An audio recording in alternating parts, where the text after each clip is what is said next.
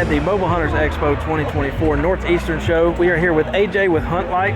How you doing, buddy? Doing well, man. So you've got your own saddle design here. Yep. This is the Outsider saddle, correct? This is the Outsider saddle, yeah. Okay. So tell me a little bit about this thing. So the Outsider saddle is, it looks like a two-panel when you first look at it, but it's still just a true single-panel saddle. What we've done is we've isolated the waist portion from the panel. So I look at it in two separate systems. There's the structure, which is the panel itself, and then there's the security, which is the waist belt. Okay. So what you do is the waist belt will sit at that top of the hip bone, at that narrowest part of the body, and then the panel will sit right on your butt.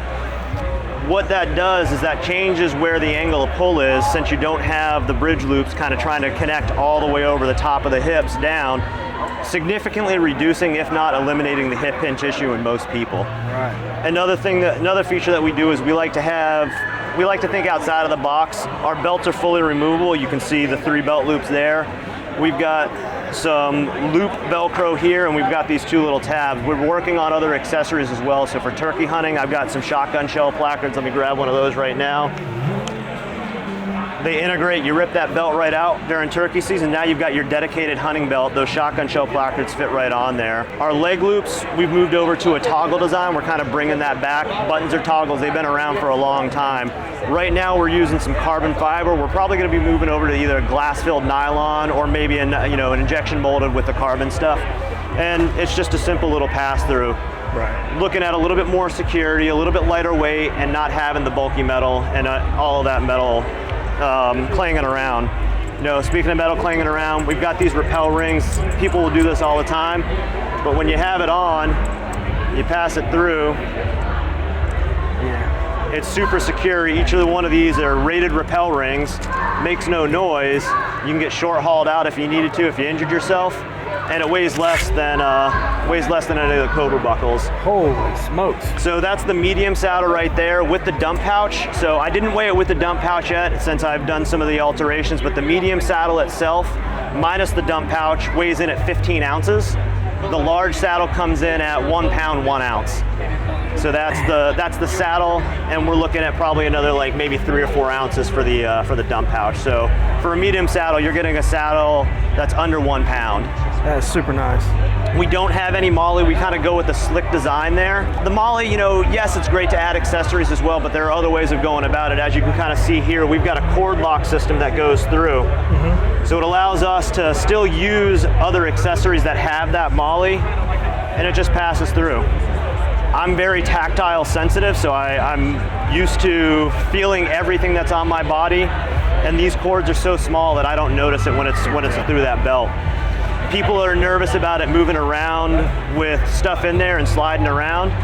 What I like to do, and what we did, is these 2 outer belt loops, they sit on the sides of the hip, so they're there. I do one on one side and one on the other. It's not gonna go anywhere around. Locks it and when in. you have it in place, it's back here out of the way. It's off to the back. I prefer to have a clean, slick saddle when I ride, but not everybody likes to do that. That's the basic features that we have here. We've got a short bridge, single prusik.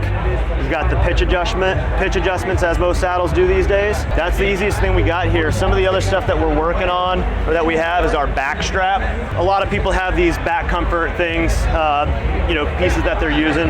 This is our back strap. Everything that we do has to have multiple functions. If you're familiar with the single rope technique of climbing, now you've got yourself your foot loop built in. All you need is your ascender there to be able to start going up. Once you get to the top and you're all settled in, you cinch it down. You've got that comfort there, so you can lean back, recline, and fall asleep. And then once you're successful, loop that over the antlers, and you've got yourself a nice deer drag. Nice. Early season turkey hunting, I'll also bring this out with me as well in the spring. And if I find a low branch, it's like right here, I'll loop it over the branch, hitch it through itself, and then I've got myself just a little bit of a seat to kind of get me elevated, and I don't have to be super low. Situational dependent for everything, but again, I like to have things that perform multiple jobs. And you mentioned standing on this, so I assume this is a continuous sewn webbing here. Yep, yeah, so we climb rated. very similar to how our saddles are sewn.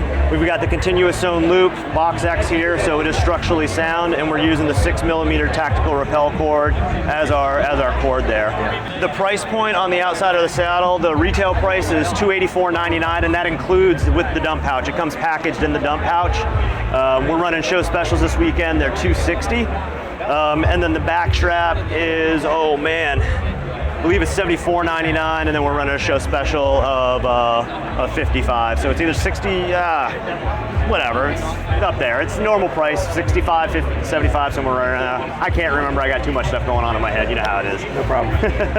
But that's the basic stuff that we have here. We are a dealer of DMM carabiners. They're based out of Wales. As a former mountain guide and still part-time mountain guide, I really prefer their carabiners. They got a better feel. Their manufacturing process is, I think, top tier. So I carry a variety of their carabiners as well as their DMM pivot, which is an ATC or a belay style device, so belay rappel device. I've got it kind of set up here in the Ascension configuration. So when you clip through the guide loop, it allows the load strand to block the brake strand, and it holds, so you can use that to ascend. If you need it, if you're using it as a tether, all you have to do is just ratchet the locking carabiner back and forth to lower a little bit. Once you're done hunting, if you're rappelling down, which I personally prefer to rappel down, and I think it's a good thing for safety. If you injure yourself or something happens, you're able to get all the way down to the ground, and you're not relying on just a 10-foot tether. Right. You know, what you can do, hook in your lineman belt, get yourself secure with your lineman belt, then you can either completely unclip, or what I like to do is I like to stay tied in even though I have that security of the lineman belt. And then all I do is just take that other larger carabiner that's running through the rope, hook it onto the bridge line, unclip the other carabiner there. If you prefer to use a friction hitch as a backup, you can tie that off to your lineman loop there, but now you're ready to rappel down. But that also allows you to stay connected to the tree at all times. Allows you to stay connected to the tree at all times. Again, I do recommend using a lineman's rope or another tether if you're going to do anything. When we're at hunting height, this right here is very dangerous, right? So even though we're opening it, we're still reducing that strength. One of the things that I see a lot of, whether it's with an ascender or a prusik or anything like that, is a lot of people like to flip those carabiners upside down. One thing that you'll notice here with this carabiner that's open, where's that bridge line? It's isolated in here, and I really have to be diligent about flipping this out. Now, if this were flipped around this way, and I open it, that's a lot easier to come out. Absolutely. Just one of the small little safety tips.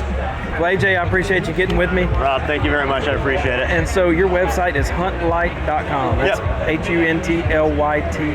LYTE, that's correct. And you're on Facebook and Instagram too? Yep, at HuntLyte for both of those as well. All right. HuntLyte. Go check them out. Thanks, guys.